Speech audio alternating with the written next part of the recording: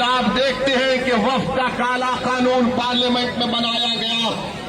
اس قانون کو جب بنایا جا رہا تھا میں نے پکار کر کہا کہ مودی کی سرکار یہ قانون مسجدوں کو چھیننے کے لیے بنا رہی ہے, درگاہوں اور خانقاہوں کو چھیننے کے لیے بنا رہی ہے. آج آپ دیکھتے ہیں کہ سنبھل میں مسجد کو شہید کر دیا گیا, سنبھل میں مسجد کو شہید کر دیا گیا. اور آج آپ دیکھتے ہیں کہ سہارنپور میں جو ایک مسجد ہے اس کو نوٹس دی جا رہی ہے کہ 6 کو جرمانہ بھرو یا 15 دن میں اس کو شہید کر دیا جائے گا. ارے یہ مسجد سہارنپور کی 1955 میں اتر پردیش کے سنی وقف میں رجسٹر ہے. بتاؤ آخر یہ کس بنیاد پر اتر پردیش کی بابا کی سرکار مسجد کو توڑنے کی نوٹس دیتی ہے؟ کیا یہ لوگ نہیں جانتے کہ اگر کوئی جگہ 70 سال سے اس زمین پر ہم حیال الصلاح حیال الفلاح کی سزائیں دے رہے ہیں, اگر 70 سال سے جس جگہ پر ہم اپنے سجدے ادا کر رہے ہیں, تو سپریم کورٹ نے کہا وقف یوزر, نیا وقف یوزر نہیں ہو سکتا مگر پرانا وقف یوزر برقرار رہے گا. تو نوٹس دی جا رہی ہے. افسوس ہوتا ہے کتنا ظلم کیوں کیا جا رہا ہے. یہ اگر یہ سمجھ رہے ہیں کہ مسجدوں کو نشانہ بنا کر, مدرسوں کو بند کر کے, ہماری وقف کی جائیدادوں کو چھین کر, ہماری یونیورسٹیوں کو توڑ کر وہ اسلام سے ان کو دور کر دیں گے, تو میں ان لوگوں سے کہوں گا کہ جب سوویت یونین تھا ایسا ہی ظلم ہوا, کمیونسٹ پارٹی ختم ہو گئی, سوویت یونین ختم ہو گیا اور مسجدیں آج بھی آباد ہیں. تو تم جو آج ظلم کر رہے ہو انشاءاللہ تعالی تمہاری شکست یقینی ہے. تم آج ایک ظالم کے طور پر سامنے بڑھ رہے ہو. میرے عزیز دوستوں اور بزرگوں, آج رامپور میں ایک یونیورسٹی کو توڑنے کی نوٹس دے دی گئی ہے. رامپور میں آپ بتائیے, کیا یہ نہیں جانتے کہ اتر پردیش میں کتنے مسلمان بچے گریجویٹ ہوتے ہیں؟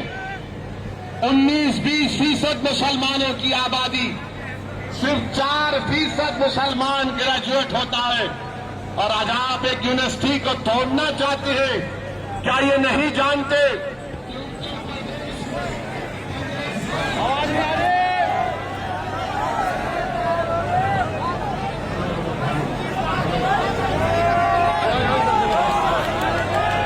اتر پردیش میں 70% لڑکیاں 15 سال کے اوپر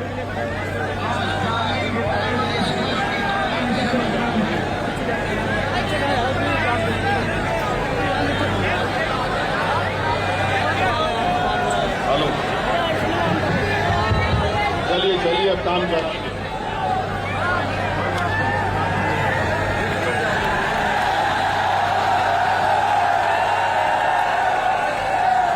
میرے بھائی, مجھے مائک کی اور اس کے ساؤنڈ سسٹم کی ضرورت نہیں ہے. مجھے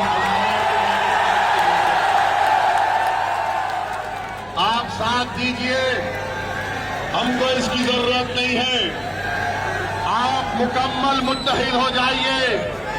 آپ کا ساتھ آنا پورے بھارت میں زلزلہ بن جائے گا. تمہارا اتحاد کی آواز پوری دنیا میں سنائی دے گی انشاءاللہ تعالی. تو میں آپ سے کہہ رہا تھا کہ مرکزی حکومت کا ڈیٹا ہے صرف 4% اتر پردیش کے مسلمان گریجویٹ ہوتے ہیں. 1834 یونیورسٹی کے ٹیچر ہیں اتر پردیش میں. کتنے مسلمان ہیں؟ 55 مسلمان ہیں ہماری یونیورسٹی کے ٹیچر. بتاؤ یہ ظلم نہیں تو کیا ہے کہ آج ان 3000 بچے جو رامپور کی جواہر یونیورسٹی میں پڑھ رہے ہیں, آپ اس کو توڑنا چاہتے ہیں. یہ بات لوگوں کے سامنے آ گئی کہ مسجد کو روکنا ہے جانے سے, مدرسے میں نہیں جانا علم حاصل کرنے کے لیے, حجاب نہیں پہننا, سر پہ حقیقت کا یہ حکومت بی جے پی RSS کا ایجنڈا یہ ہے کہ ہم کو ہر دروازہ ہمارا بند کر دیا جائے.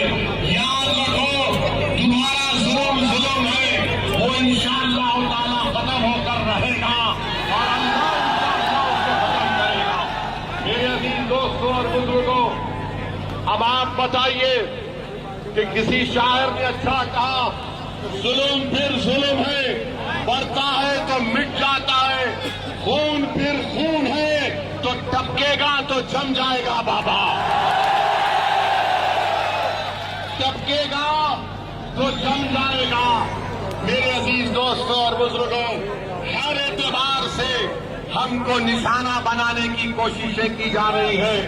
میں آپ کو بتا رہا ہوں، ابھی ہم یہاں پر آ رہے تھے تو کسی ایک میڈیا کے ذمہ دار نے ہم سے پوچھا کہ اتنے مسلمان ودھایک ہیں، اتنے مسلمان سانسد ہیں اتر پردیش میں، کیا ان کو کھل کر نہیں بولنا چاہیے؟ میں نے ان سے کہا مجھے ان سے امید نہیں ہے.